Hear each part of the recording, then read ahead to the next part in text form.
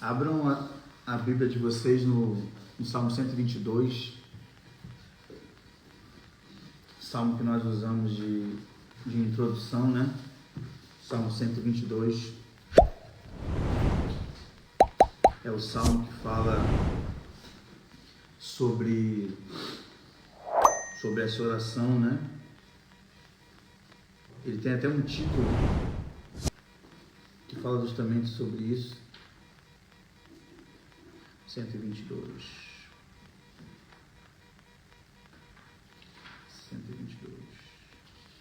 Diante dessas notícias, né, que aconteceram ontem, da qual nós conversamos, diante dessas notícias de guerras, de rumores de guerras, de pessoas perdendo casas, familiares, diante disso, eu acredito que qualquer ser humano, né, que tem um mínimo de sensibilidade vai se constranger e se familiarizar com a dor, né, das outras pessoas. E chega uma hora da nossa vida que a gente meio que cansa de tanta coisa ruim, né? Eu acredito que a maturidade vai chegando, não só a idade, mas a idade, a maturidade, e vai chegando um estágio das nossas vidas que a gente chega a momentos que fala, nossa, eu quero viver em paz, né? E tudo que vai contra essa paz, essa sensação de estar tranquilo, isso nos inquieta, né? Diga-se de passagem, a realidade que a gente tem no Brasil, de tantos assaltos, de tantas coisas ruins que a gente presencia, né? Isso chega uma hora que cansa, que você já quer descansar, né? E conversando com alguns portugueses aqui em Portugal, eu pude ver o olhar deles, né, sobre algumas notícias que têm se intensificado aqui em Portugal, aqui em Braga, mais específico, esses carros quebrados, assaltos à mão armada, coisas que eles nunca viram. E o que eu quero ressaltar aqui não é a intensidade que a maldade acontece no Brasil ou a intensidade que a maldade tem se aumentado em Portugal, mas sim justamente essa palavra, né? Como isso tem se proliferado em todas as partes do mundo. Existem lugares que o nível de estresse é muito maior e outros ele é menor, mas o fato é, se nós dedicarmos tempo para ouvir e nos colocarmos no lugar de outras pessoas, né? Esse lugar de empatia, nós vamos perceber que essa maldade tem aumentado em todos os cantos do mundo. E isso é triste, isso é difícil, mas é uma verdade.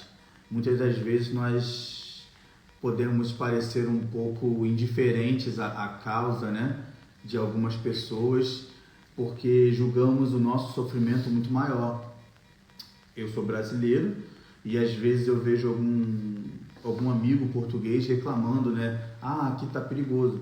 E eu já fui um crítico assim, né, de falar, ele não sabe o que é perigo. E isso é errado, isso é insensível. Isso não é se colocar no lugar das pessoas, porque a verdade é que cada sociedade, cada parte do mundo, dentro do contexto que ela está inserida, hoje o mundo enfrenta um caos. O mundo vem passando por uma série de acontecimentos, como sempre existiram. Alguns críticos vão falar, os cristãos são loucos, né? Sempre teve guerra. A questão não é que sempre teve guerra.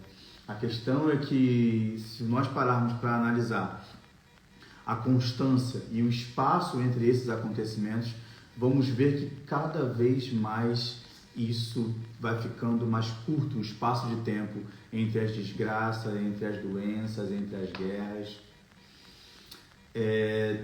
Título de curiosidade, no século XX, as pessoas falam muito de mártires cristãos, né? Os pais da igreja que morreram para que hoje nós tivéssemos acesso à igreja, né? Nós, os cristãos, os protestantes, os católicos, falamos muito isso, né? Os pais da fé que morreram. Gostaria de deixar um número aqui curioso para a gente. No século XX é onde existiram mais mártires cristãos do que toda a história. Então, na nossa geração, dentro do nosso século, mais pessoas morreram do que no primeiro século e, consequentemente, ao decorrer da história. Isso são dados, isso são comprovados. Isso não sou eu que estou inventando. O mundo enfrenta um colapso. O mundo enfrenta um caos. O mundo enfrenta um desespero. Cada sociedade dentro da sua realidade, mas o mundo está em caos. Dentro dessa realidade de caos, eu tenho uma certeza e nós temos uma certeza. Existe um Deus no céu que nunca perdeu o controle disso.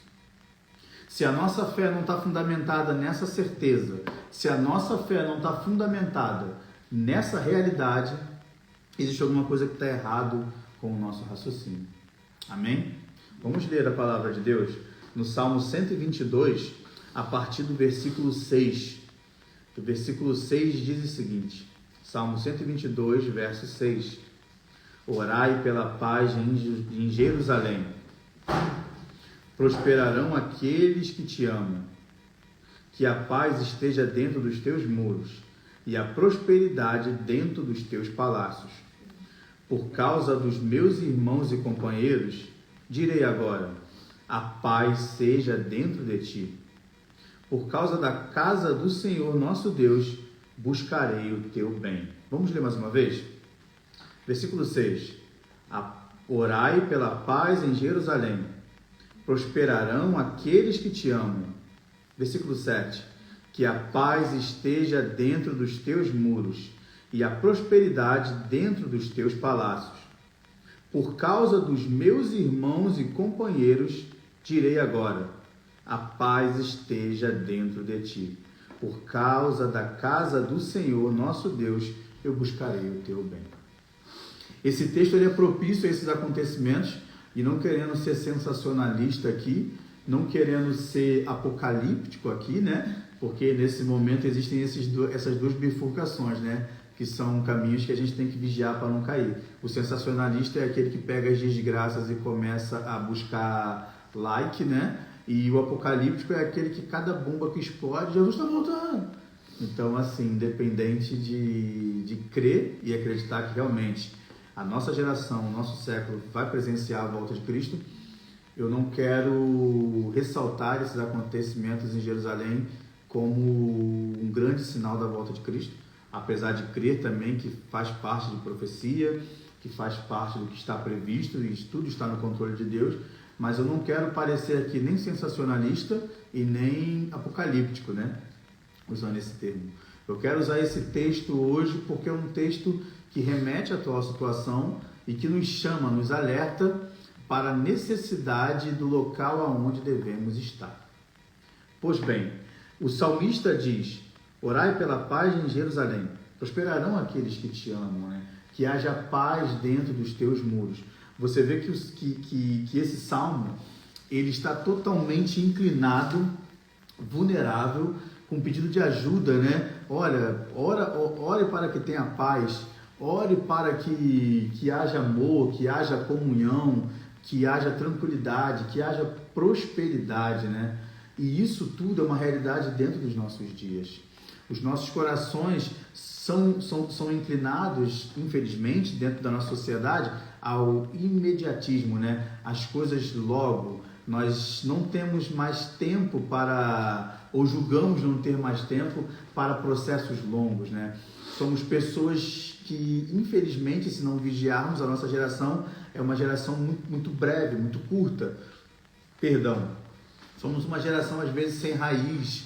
A semente cai na terra, brota um fruto muito rápido e logo se dissipa, se acaba, né? Não tem raiz em si própria, né? Nos sensibilizamos com a causa, vemos ali, morreu um grupo de pessoas, aconteceu um desastre muito grande, olhamos para aquilo, nosso coração se comove, daqui a pouco passa um passarinho voando, a gente já está distraído com o passarinho e esquecemos das coisas. Somos uma geração que não suporta mais o processo lento das coisas, né? A título de curiosidade, o mercado musical, né? Usando um exemplo aqui, antigamente as músicas eram lançadas, os louvores eram lançados e nós escutávamos aquilo 5, 6 anos, né? E tocam até hoje os louvores antigos. Os novos, as músicas novas, lançam uma música hoje, na outra semana, você viu a música antiga que fulano lançou? Somos uma geração muito rápida, né? E isso é ruim, porque quando o salmista fala, né? Orai para que haja paz, Orai para que haja prosperidade. Ninguém é próspero do dia para a noite.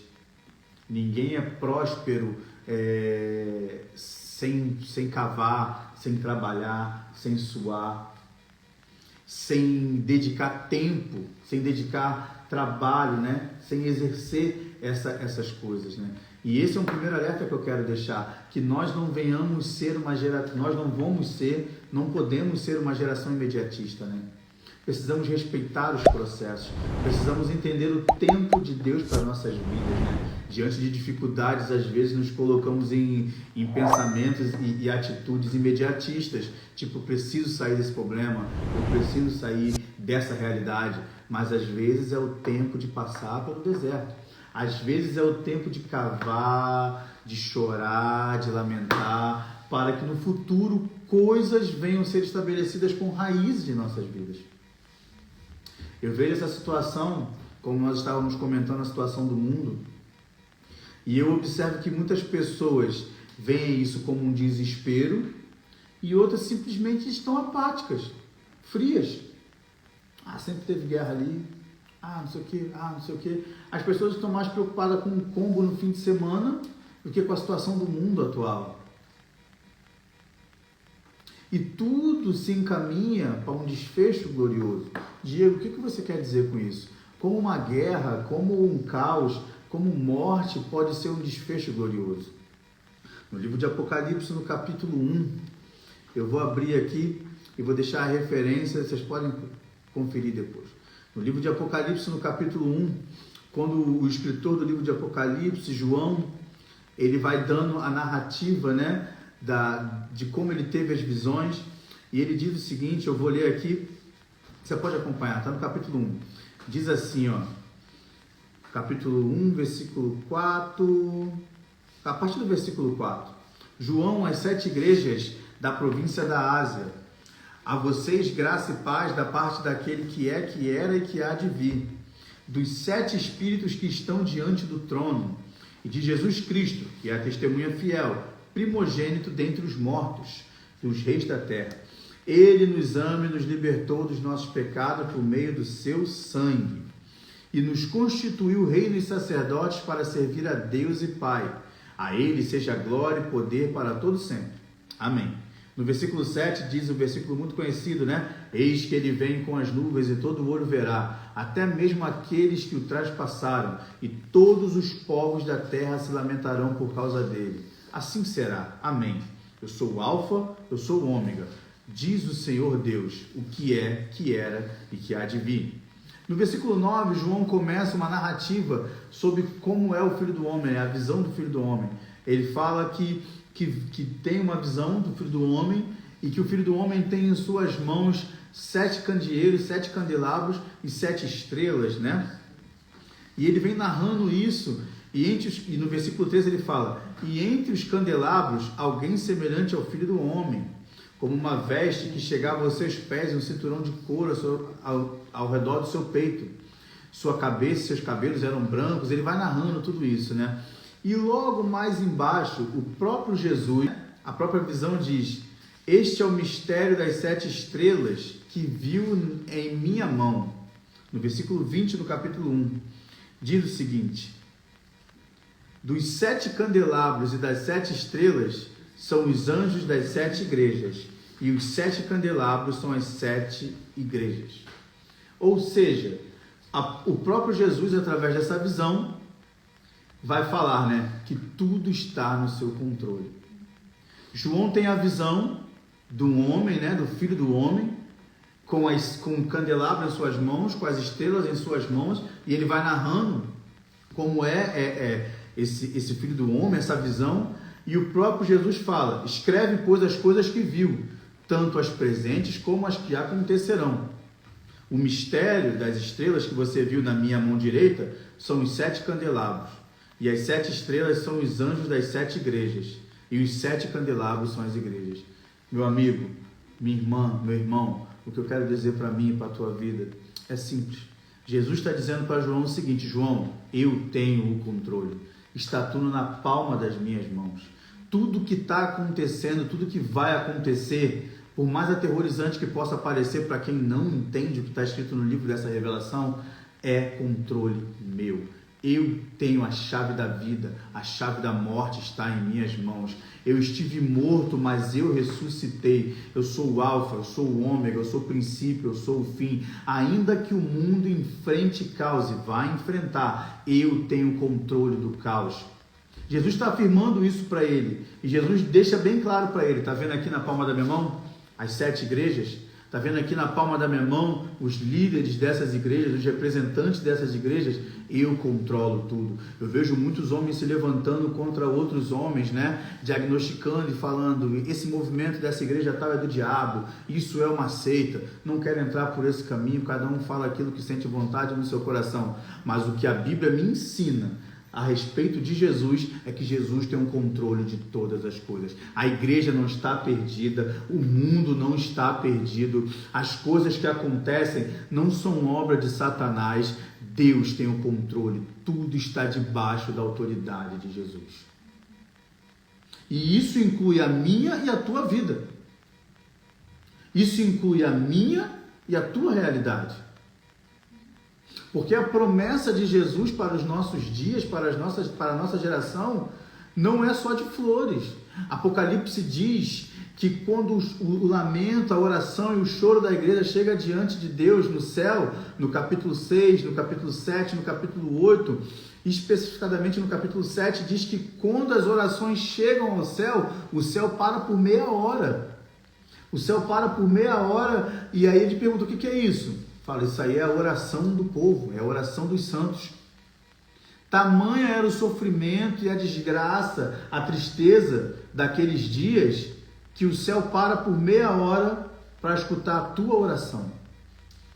Isso que você tem orado aí, isso que você tem chorado, isso que você tem tido medo, e muito mais coisas que ainda vão acontecer, não só olhando para o nosso umbigo, mas hoje convidando, né? Eu, você, nos convidando, e você que nos assiste, nos convidando a assistir o mundo de uma forma contextualizada e mais ampla.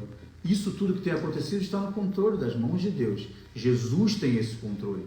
Ele deixa isso bem claro. E tudo isso que tem feito você chorar e que ainda vai fazer talvez o mundo sangrar muito mais. Eu quero te falar que Deus não é insensível a essa causa. O livro de Apocalipse diz que o céu para escutar as lágrimas da igreja. Nós vamos ser perseguidos, nós vamos ser maltratados, nós vamos ser dizimados e muitos de nós vamos ser mortos por causa da nossa fé. A Bíblia, a título de curiosidade, eu tive acesso a algumas informações, a Bíblia já foi reescrita. Eles reescreveram a Bíblia porque eles tiraram, segundo ele, todos os erros. Se você tem em sua casa, em sua mão, um exemplar, guarde ele com muito carinho, muito amor, porque é capaz de chegar o tempo que ele possa ser recolhido ou você não ter mais acesso para comprar. Porque isso aqui, segundo eles, está desatualizado. Vai chegar um tempo da qual nós não vamos ter acesso a esses cultos na internet. Que hoje, esse formato aqui que nós temos dessa pequena igreja, vai ser coisa valiosa e difícil de se encontrar. A título de curiosidade, eu converso com alguns amigos que estão em África e atuando em alguns países de caráter muçulmano, com perseguição do Evangelho, e os meus amigos falam que chegaram a contrabandear folhas de Bíblia, não uma Bíblia inteira. Diego, nós contrabandeávamos folha. Amigos pessoais me contavam isso na missão. E hoje nós temos acesso a tudo, né? Assim como o Brasil, Portugal também se orgulha de dizer, somos um Estado laico. Temos liberdade, falsa liberdade aparente, isso vai acabar. Isso vai acabar. Porque o convite do evangelho, do cristianismo real, não estou dizendo daqueles que erraram e fizeram coisas ruins, alimentando a sua própria vaidade, alimentando o seu próprio ego para matar e falando que matava em nome de Deus. Isso não é cristianismo. O cristianismo real é aquele que diz, vem e morra. Porque Jesus disse isso. Você quer vir junto de mim? Quer me seguir? Pega a tua cruz e segue. Pegar a tua cruz é a mesma coisa que dizer, pega a tua morte e me segue. Porque cruz é lugar de morrer. Cruz não é lugar de festa. E o convite de Jesus é, pega a tua cruz e me segue. E você vai seguir um cara desse. Hoje é poético, né? Mas imagine naquela época. Você quer me seguir, Tadeu? Pega a tua cruz e me segue. Você tá maluco? Cruz é vergonha, cruz é morte, cruz é rejeição, cruz é abandono. Cruz é a pior forma de morte que existia. Pega a cruz e me segue. Vem morrer comigo. Porque o cristianismo real diz que você tem que morrer sem revidar. Existem alguns aí que defendem a causa do se defender, né? Não, Jesus não se defendeu. Estevão não se defendeu. E mais umas 200 milhões de pessoas não se defenderam. Então, se você crê no cristianismo que você vai pegar uma arma e vai trocar tiro com islamista, com islâmicos, seja lá qual for a religião que vai querer te matar, você está enganado, você não vai se defender, você vai morrer pela causa. Pelo menos esse é o convite. E aí, precisamos avaliar, precisamos olhar para dentro de nós mesmos, porque tamanha vai ser a maldade do mundo. E diz em Apocalipse que se esses dias não fossem abreviados, nem os escolhidos se salvariam. As pessoas às vezes romantizam o cristianismo. Nós romantizamos o cristianismo. Ser cristão não é para todos, talvez nem para muitos. Porque ser cristão, como realmente diz as Escrituras, como realmente é o convite, eu estou te convidando, eu fui convidado para amar quando eu sou odiado. Porque que galardão eu teria, qual é o prêmio que eu teria de dar o bem para quem já me dá o bem? Não tem prêmio nenhum nisso. A Sandra vem aqui e me cobre de flores todo dia, Tássio, Tadeu trouxeram um presente, minha esposa cuida de mim. Qual é o prêmio que eu tenho de tratar bem vocês? Nenhum. O cristianismo real é tratar bem aquele que te odeia. O cristianismo real é você orar. E às vezes, mesmo com seu coração seco, não tendo amor, você fala: Pai, coloca amor no meu coração, porque eu quero orar por essa pessoa. Bem-vindo ao cristianismo. Bem-vindo ao cristianismo. A grande... Eu dormir sem fazer as minhas orações por mim, por minha família, por meus amigos. Amém. E só depois é que consigo agradecer. E quem não tem amor, peça a Deus. E quem não tem fé, peça a Deus. Porque Ele acrescenta a igreja. Não vim aqui, como eu disse no começo do culto, gente, ser aterrorizador, nem sensacionalista, nem apocalíptico. Mas o momento é propício. E eu também seria errado de não aproveitar esse momento. E não falar sobre isso. Talvez o esboço de ontem tivesse até pronto, e realmente estava. Eu iria pregar sobre o Salmo 26. Mas essa madrugada eu acordei para orar. Durante a madrugada eu falei com meu amigo que está em Israel. Hoje de manhã nós conversávamos. E eu meditando sobre essas coisas, o Espírito nos leva a falar sobre isso hoje. Virão tempos difíceis. Mas a certeza que nós temos é que antes do final do livro do Apocalipse, antes do desfecho glorioso, logo no começo do livro, no primeiro capítulo, como nós lemos, Jesus, antes de começar toda a narrativa do livro de Apocalipse, ele já resume todo o livro de Apocalipse no versículo 20. Ele deixa bem claro para João: está tudo na palma da minha mão. Então, a certeza que nós temos é justamente essa. Nada foge do controle do teu Deus. Nada foge do controle de Jesus. Ainda que o mundo veja caos, desastre, morte, destruição, nada foge do controle do teu Deus. Amém? Vamos orar em nome de Jesus. Pai, queremos, Senhor, te agradecer por esta palavra. Senhor, queremos te agradecer por esse momento de meditação. Pai, em nome de Jesus, Senhor, eu quero te pedir, ó Deus, que o Senhor contemple, Pai, a causa da tua igreja na terra. O livro de Apocalipse diz que o céu pararia meia hora, Senhor, para ouvir a oração da igreja que estaria gemendo e chorando. Pai, em nome de Jesus, nós queremos entregar, Senhor, a Ti, ó Deus, a causa, Senhor, do povo que sofre, que chora. Pai, a causa da Ucrânia, que ainda está em guerra. Pai, a causa de Israel que iniciou esse conflito. Deus, quero entregar em Ti, Senhor, a causa dos nossos irmãos cristãos que morrem a cada dia em países, Senhor, em meio a tribos, são dizimados. Pai, isso é real, isso não é coisa do passado. Queremos entregar a Ti, Senhor, famílias cristãs, famílias missionárias que morrem em campo missionário. Pai, queremos entregar a Ti, Senhor, pedir que o Senhor contemple a causa da Tua igreja. Pai, às vezes estamos tão bem em estados laicos, como dizemos, que acabamos esquecendo do que acontece em nossa volta. E é preciso cair uma bomba, uma desgraça gigante para que nossos olhos atentem. Por isso, Senhor, não nos deixa ser simplesmente rasos. Não nos deixe, Jesus, ser simplesmente telespectadores momentâneos de desgraças alheias.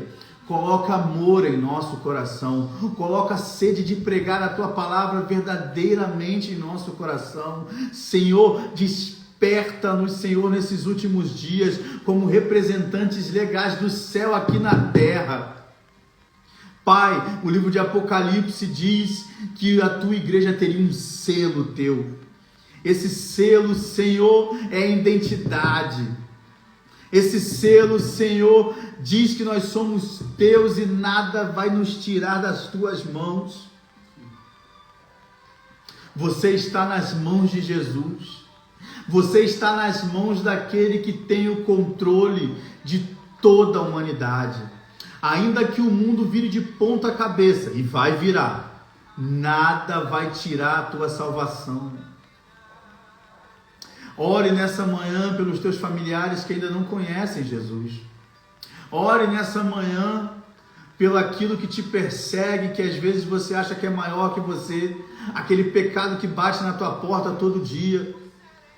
Ore para Deus te dar força, para Deus te dar fé. Peça azeite, peça unção, peça fé, peça discernimento espiritual para entender os tempos. A palavra diz que é aquele que tem entendimento, que é aquele que consiga, calcule, entenda os tempos. Pai, muito obrigado por essa reunião. Muito obrigado pela vida da tua igreja que está aqui presente nessa manhã. Muito obrigado pela vida daqueles, Senhor, que compartilharam conosco na internet.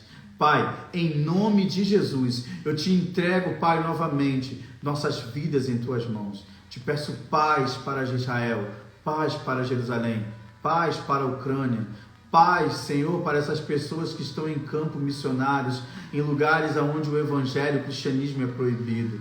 Pai, te peço amor e proteção, Senhor, nos nossos dias, e te apresento nossa fé, nosso coração, e que o Senhor aumente, ó Deus, nossa fé a cada dia, em nome de Jesus. Amém.